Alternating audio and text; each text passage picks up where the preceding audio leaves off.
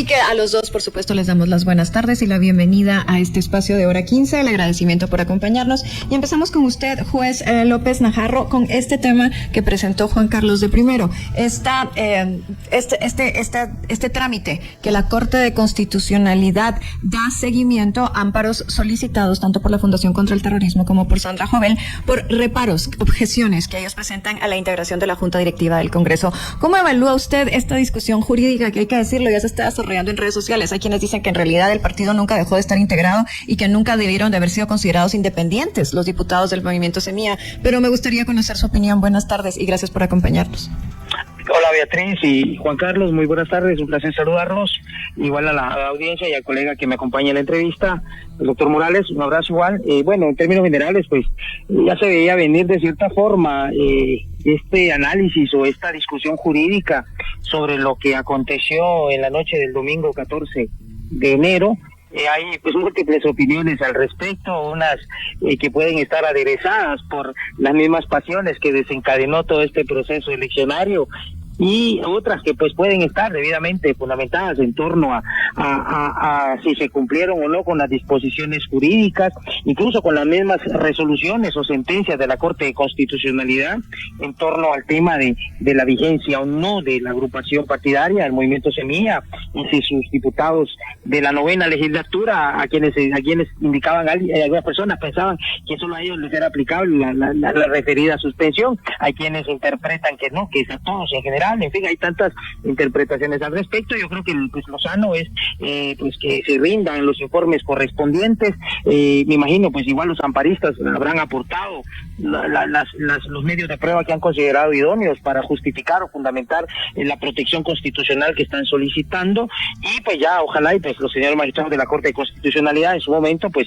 emitan pues la resolución en apego a esas constancias y al estricto cumplimiento de la ley, porque hay que considerar algo y que puede ser un punto de partida para lo que puede venirse en el futuro, y es que hay quienes, pues repito, pues han considerado que hubo graves violaciones a las disposiciones parlamentarias vigentes y que en su momento esto pudiera estar justificado por la necesidad que había de cumplir con la juramentación del señor presidente. En fin, hay tantos aspectos que pudiesen considerarse como justificativos de estas acciones. Sin embargo, pues hay que velar y buscar siempre pues el cumplimiento de las leyes por el efectivo y fortalecimiento del Estado de Derecho. Gracias, licenciado López Najarro. Licenciado Morales, me da muchísimo gusto poderlo saludar. Y yo quisiera plantear la situación por donde la toma el licenciado López Najarro. De lo que estamos hablando, licenciado Morales, es de la famosa ley contra el transfugismo.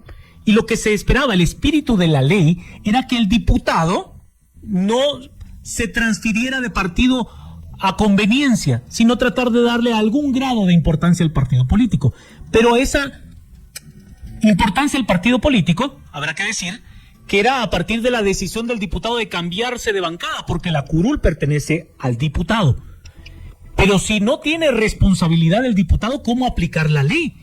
Si suspendieron al partido, no es una culpa del diputado, no es una acción del diputado, es algo que no está en manos necesariamente del diputado. ¿Cómo entender ese espacio o esa diferencia entre el espíritu de la ley y la forma en la que se está aplicando ahora? Licenciado Morales, me da mucho gusto saludarlo.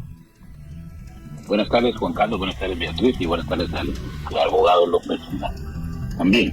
Bueno, gracias por la invitación. Bueno, yo creo que estos temas surgen porque efectivamente, digamos, hay ciertos espíritus en las leyes cuando se producen que se desvirtúan de su naturaleza. Y creo que la ley del organismo judicial es una de ellas, que ha desconocido en muchos de los conceptos y principios esenciales que la Constitución establece. Cuando hablamos de un Estado de Derecho constitucional, pues siempre hablamos de lo que es el Estado de Derecho, el debido proceso, etcétera, etcétera, de una serie de garantías individuales que las personas y los funcionarios públicos tienen, también las personas jurídicas.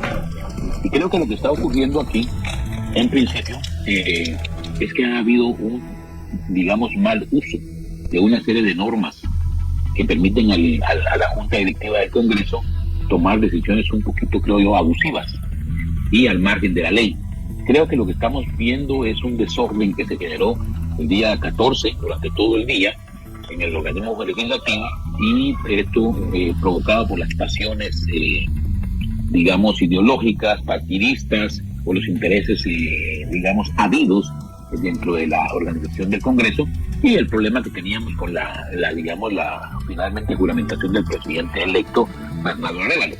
Creo que todo esto llevó a cometer graves, a mi juicio, abusos y violaciones de derecho que habrá que, desmenuzar una por una para llegar a una conclusión definitiva. Yo creo que a esto responde la desnaturalización de la ley del organismo legislativo, el desconocimiento de la supremacía constitucional, el desconocimiento de los derechos individuales de las personas. Digamos, la política puede hacer sus acciones dentro de un marco, pero está regulado por la Constitución, por las leyes propias de cada institución y por el conjunto de leyes en general. Cuando los funcionarios en su actuación abusan del poder, desconocen las leyes o manipulan o tergiversan la ley, lo que tenemos es este escenario. Sin embargo, yo creo que en primera instancia, creo que para enderezar el camino de lo que se va a iniciar con la legislatura está actuando en este momento, es conveniente que se resuelvan este par de amparos que se acaban de presentar. Ya dieron un plazo de 48 horas para que con ese informe la Corte decida si efectivamente otorga o no otorga el amparo provisional que está solicitando.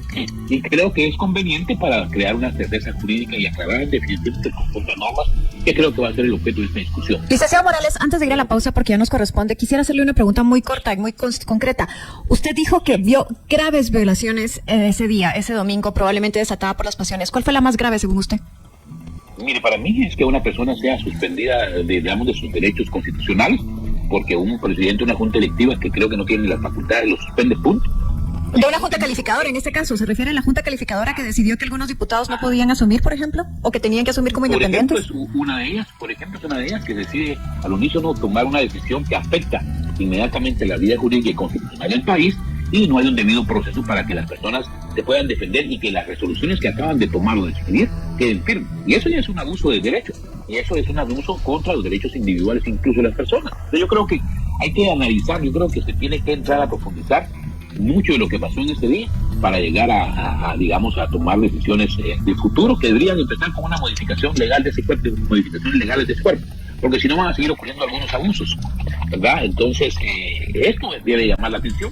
No se puede hacer justicia con injusticia y no se puede actuar o vivir en una sociedad democrática con leyes que no se detengan. Pues les agradezco a los dos el habernos acompañado en este primer segmento de Hora 15. Nos debemos de ir a la pausa. Les recuerdo a la audiencia que con nosotros está el licenciado Óscar Morales y también está el juez Marlon López Najarro. Nosotros retomamos esta conversación en algunos minutos. Y bien, hasta aquí el video de hoy. Recuerden que ustedes tienen la última opinión, la cual pueden dejar en la cajita de comentarios. Dicho esto, nos vemos en el siguiente video. Adiós.